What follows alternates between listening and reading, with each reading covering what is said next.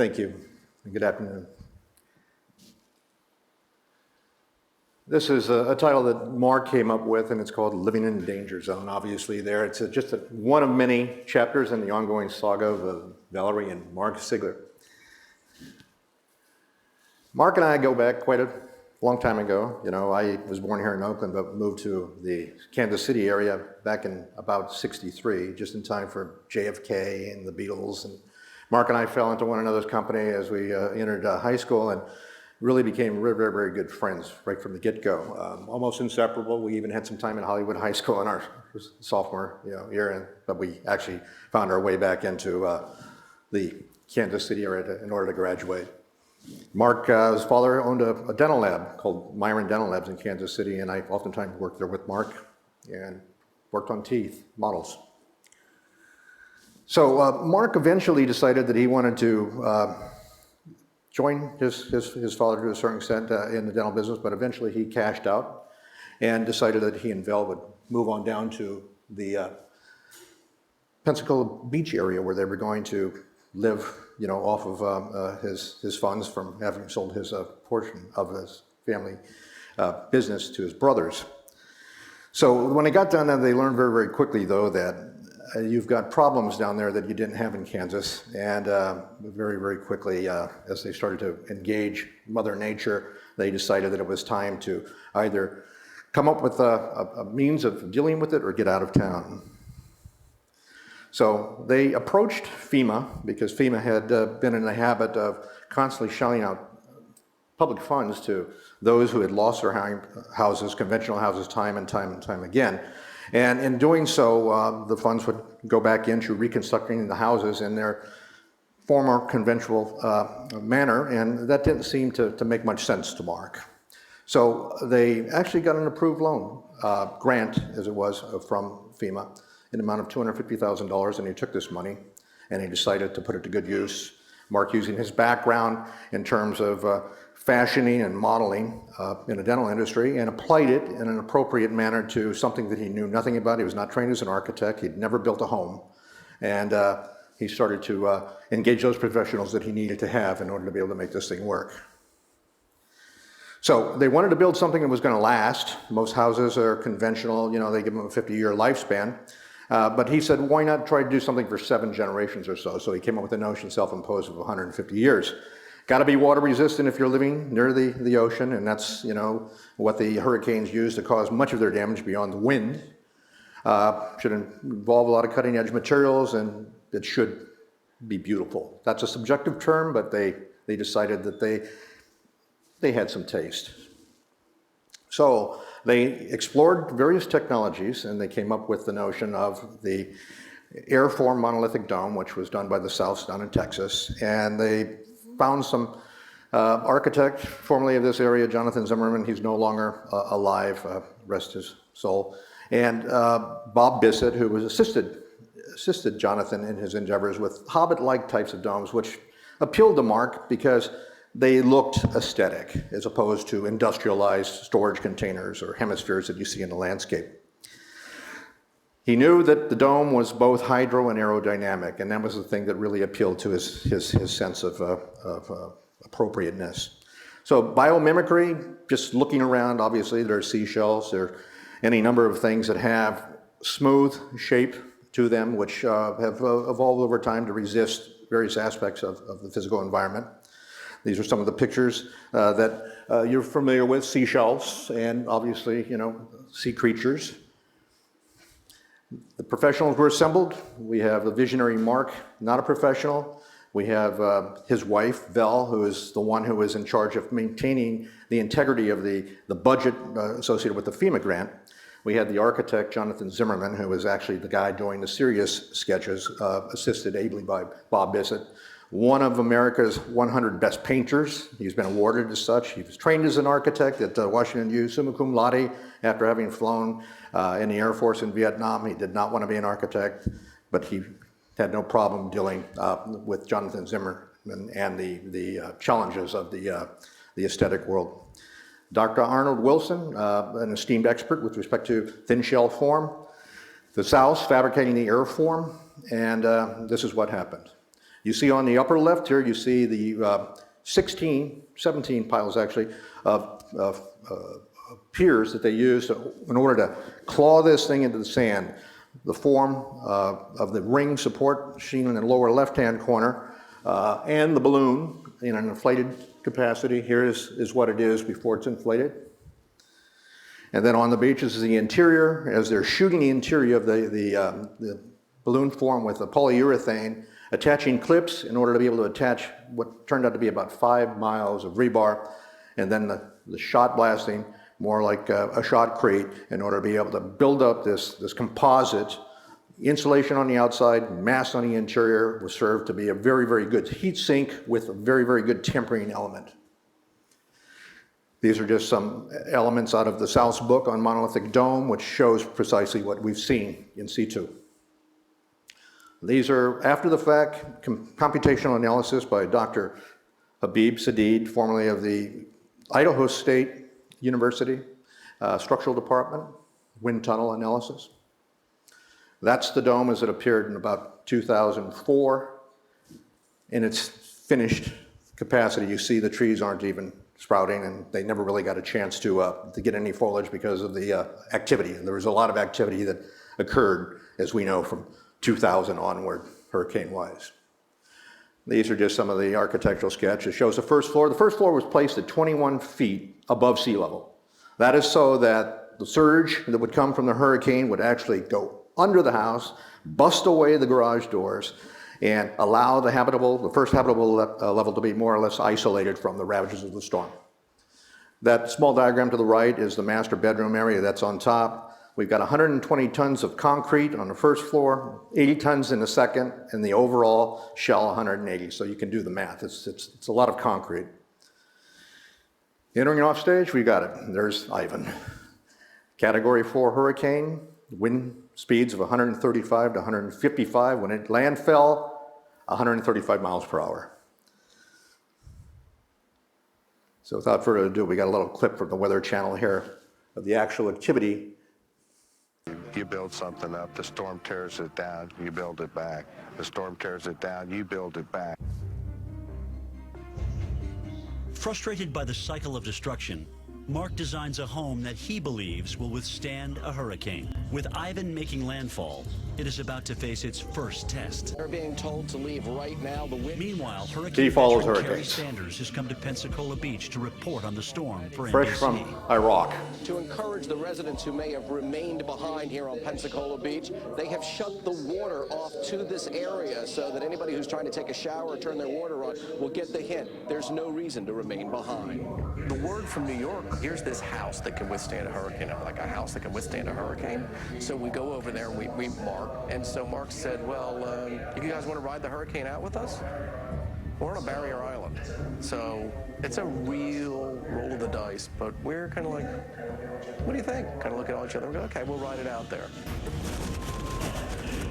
By afternoon, the winds pick up to a howling 75 miles an hour. But inside the dome, the TV crew experiences a calm they never thought possible during a hurricane. We were doing pretty good, and then about 7 o'clock, one of the newsmen, he handed me his cell phone. He said, this call's for you. I said, hello? And the guy on the other end was the head weatherman down at the Hurricane Center in Miami. You can understand that? And he said, you have to get those guys out of your house. You're all going to die in 70-foot waves.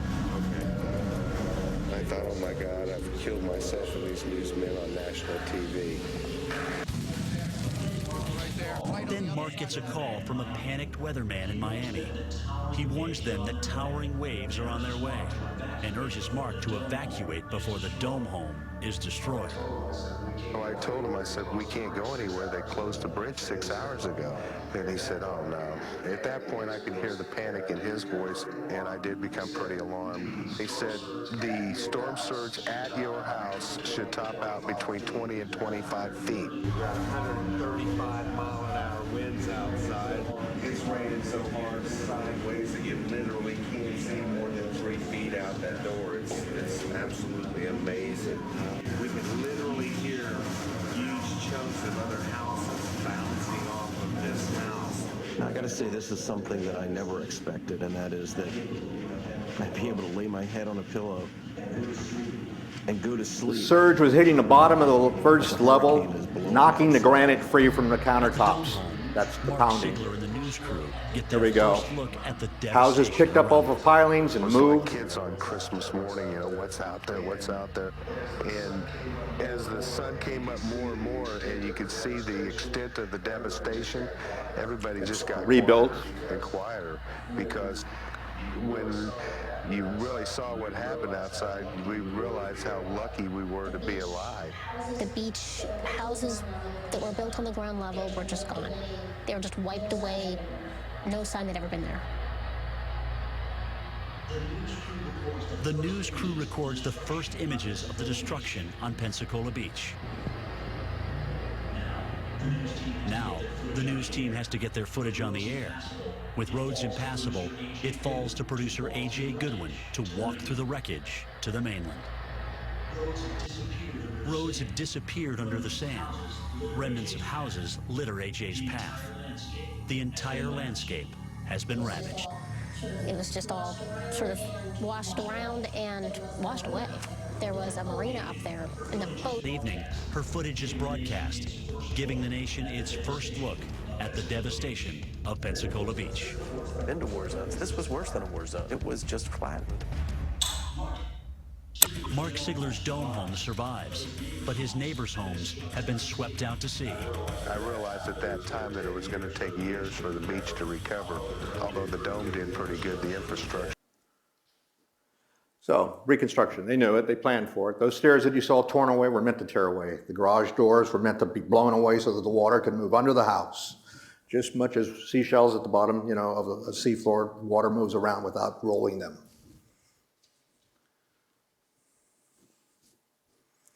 Okay, so there was a lot of publicity. They had a website. They were getting 60,000 hits a month after the hurricane. Mark starts to respond to that. He says, what can we do? People are asking us, can we do this? Well, as you see here, Dr. Arnold Wilson put the house on the cover of his book, you know, which is a treatise on practical design for thin shell concrete structures. And it made the 2003 IRC special publication for construction in the hurricane resistant zone. Still the code. These are some of the things we came up. This is called Skybird. This is a biomimicry sort of response to some inquiries from HGTV. They wanted to do a pilot, and they wanted to feature what we were working on now, so we came up with this.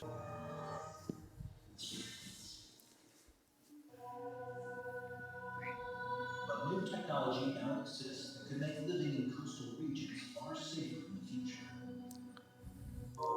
This unusual building was created for Mark Sigler, who's lived through 9 major hurricanes. I've been here 15 years. Literally every home on the front row has been replaced because of hurricanes.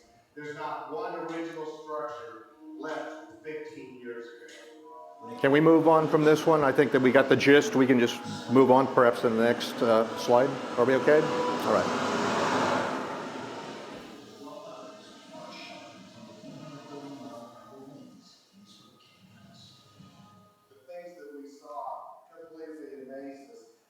Will disrupt the community for 8 to 10 years. Katrina, they figured it'll take 25 years to get back to where they were before. So the need for strengthening building codes and homes is of dire importance with the amount of storms that we're having in the United States.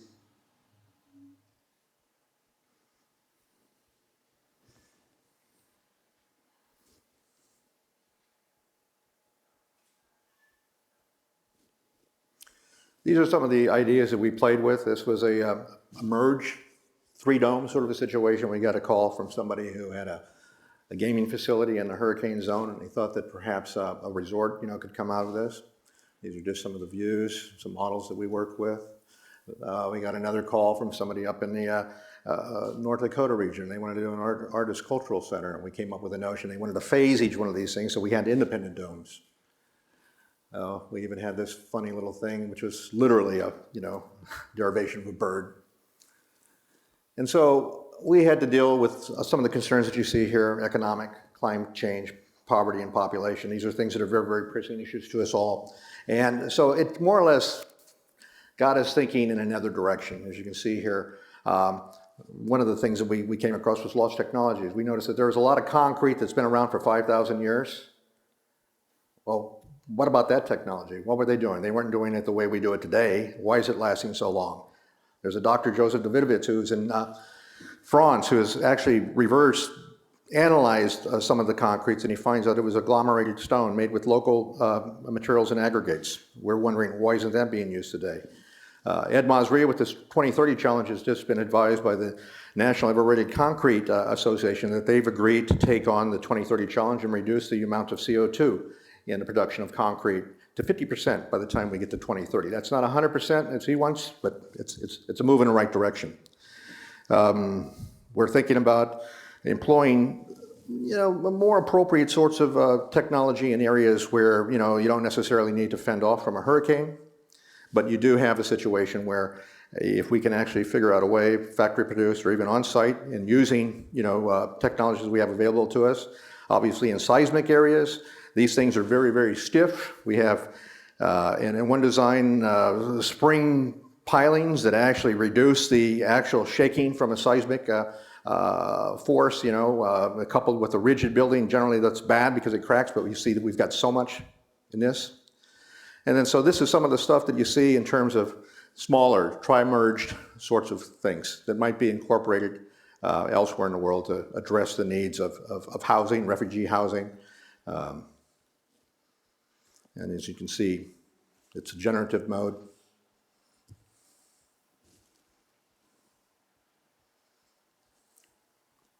Sustainability is key in our minds. That particular sort of village that you saw there has carports that have checkout cars that you can actually, log into your phone and reserve. You've got PV on the circulating carports. It's another one where you just gained a couple of things together. This is a nice slide that I saw that maybe I'll use in closing. This is from Dr. Adam Neiman. He's got the Earth with the relative volume of water and the relative volume of atmosphere. Okay, we've got to take care of it. We've got to figure out ways to do it. We can do it. Thank you very much. We'll close with this.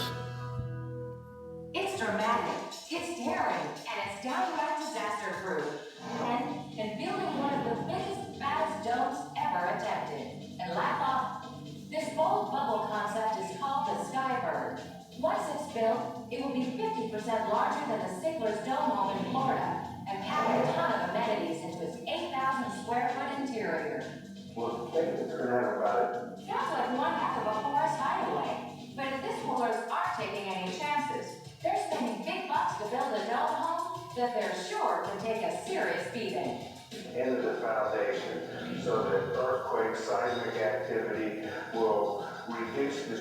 And in case the forest around it goes up in flames, the Skybird will come tricked out with fire-resistant glass, a retardant exterior coating, and even a cutting-edge smoke filtration system. When it comes to extreme designs, Mark Sigler is definitely a visionary, but he isn't an architect. So he called on an old friend who'll help make his Skybird concept a reality. Fantasy.